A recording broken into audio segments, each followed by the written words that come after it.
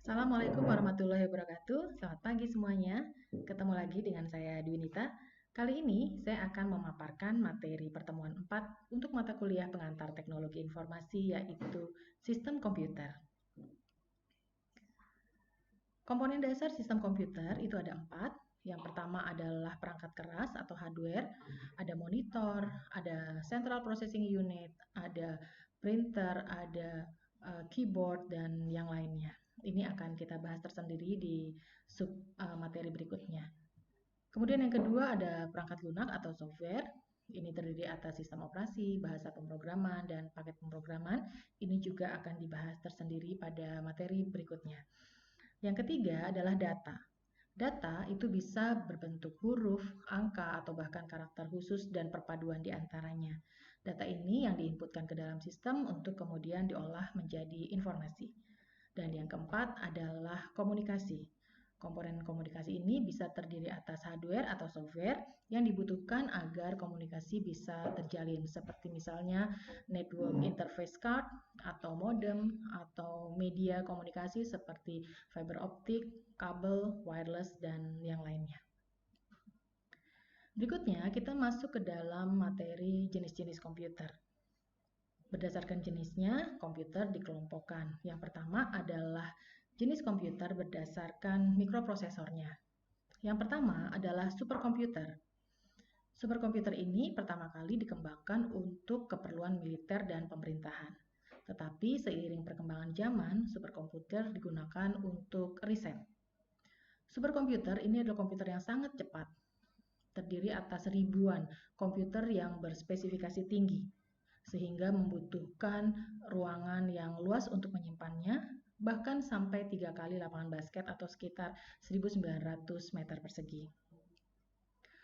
Komputer ini adalah komputer yang tercepat di dunia. Di tahun 2020, superkomputer atau komputer yang tercepat di dunia adalah Fugoku dari Jepang. Yang kedua adalah mainframe. Mainframe ini juga terdiri atas ribuan komputer. Ribuan komputer ini bekerja dengan cepat untuk mengerjakan tugas-tugas komputer yang rumit. Sehingga kalau dia terdiri atas ribuan komputer, maka prosesornya juga yang digunakan lebih dari satu. Kemampuannya sangat cepat dan dapat ditunjukkan untuk multi-user dan multitasking.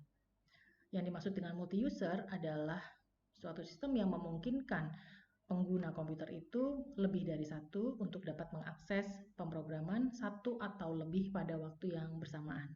Sedangkan multitasking maksudnya adalah suatu sistem yang memungkinkan terjadinya kegiatan atau aktivitas lebih dari satu pada waktu yang bersamaan.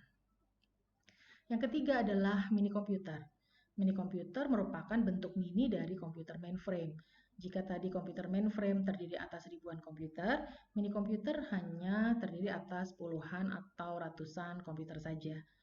Cocok digunakan untuk perusahaan atau perguruan tinggi berskala menengah. Dan yang keempat adalah personal komputer, komputer untuk keperluan pribadi.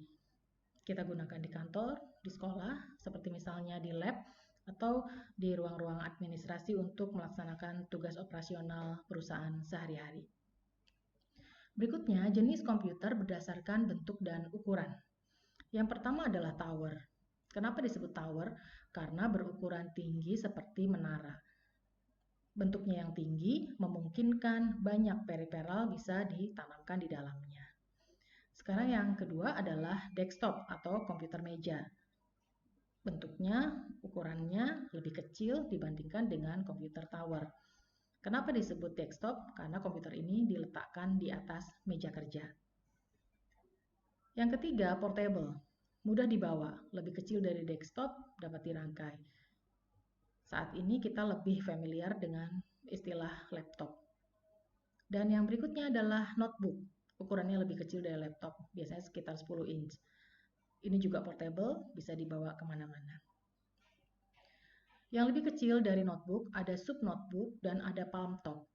Tapi seiring dengan perkembangan zaman, sub notebook dan palm top ini sudah tidak lagi ada saat ini, digantikan perannya oleh smartphone. Smartphone memiliki ukuran yang berbeda-beda.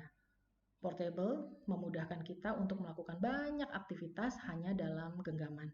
karena di dalamnya sudah ada sistem operasi, apalagi yang sudah berbasis Android, sehingga memudahkan kita untuk melakukan banyak aktivitas. Berikutnya adalah jenis komputer berdasarkan jenis data yang diolah. Yang pertama adalah komputer analog.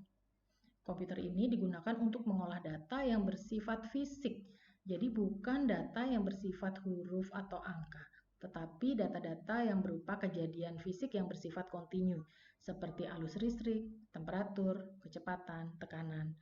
Contohnya adalah termometer, seismograf. Itu adalah contoh-contoh dari komputer analog. Yang kedua adalah komputer digital. Komputer ini yang kita gunakan sehari-hari, digunakan untuk mengolah data kuantitatif, terdiri atas huruf, angka, atau bahkan kombinasi antara huruf dan angka serta karakter khusus. Membutuhkan bahasa perantara yang kita sebut dengan bahasa pemrograman dan sistem operasi tentunya. Yang ketiga adalah komputer hybrid. Komputer hybrid merupakan kombinasi antara komputer analog dan komputer digital. Dia bekerja dengan lebih cepat, dengan data pengolahan yang lebih valid. Contohnya adalah alat USG untuk mendeteksi kehamilan pada ibu yang sedang mengandung, dan juga alat pendeteksi jantung atau EKG. Berikutnya, komputer berdasarkan kemampuannya terbagi atas 3, ada small, medium, dan large. Small itu komputer, ciri-cirinya adalah bersifat multiprogramming, multi-user, dan multiprocessing. Apa itu multiprogramming?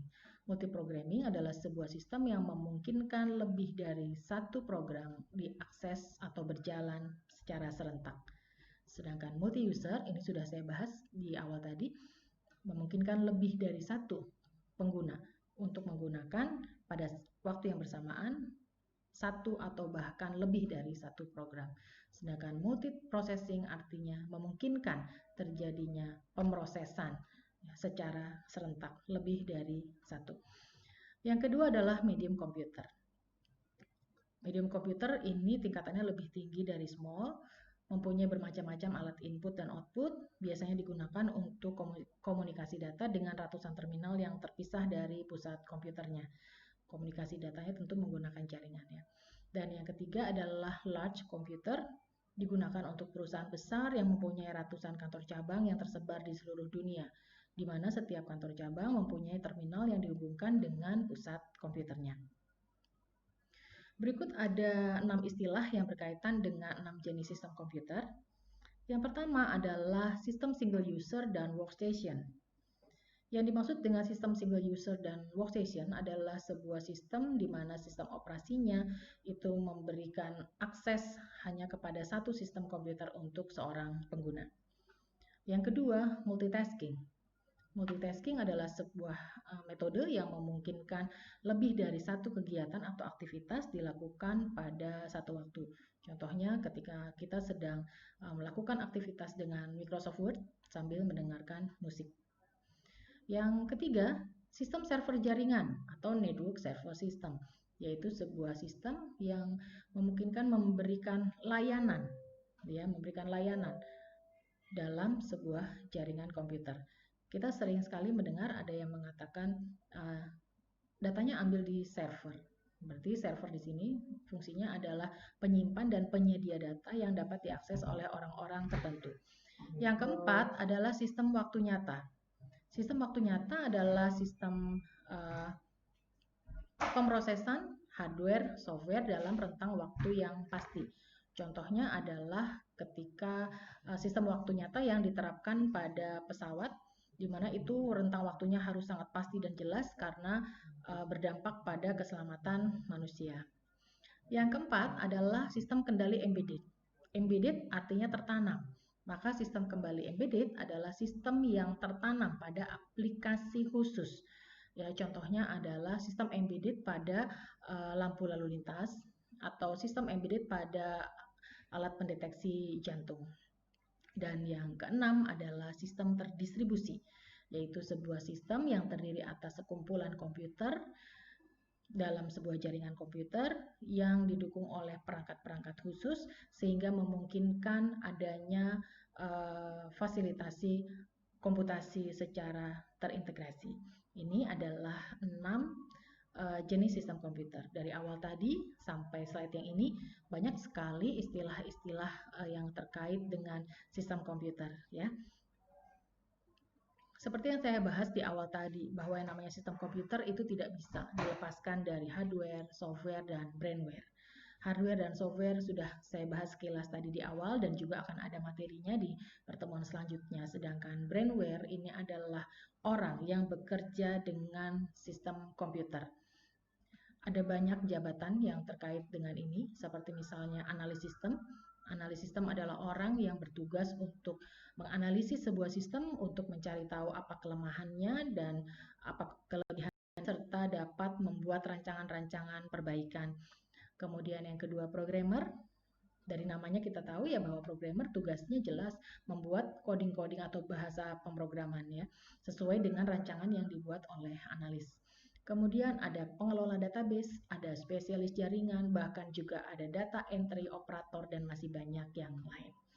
Ini adalah komponen-komponen yang terkait dengan sistem komputer. Sampai di sini materi yang saya sampaikan. Terima kasih atas perhatiannya. Kita berjumpa lagi pada materi berikutnya. Salam sehat untuk semuanya. Assalamualaikum warahmatullahi wabarakatuh.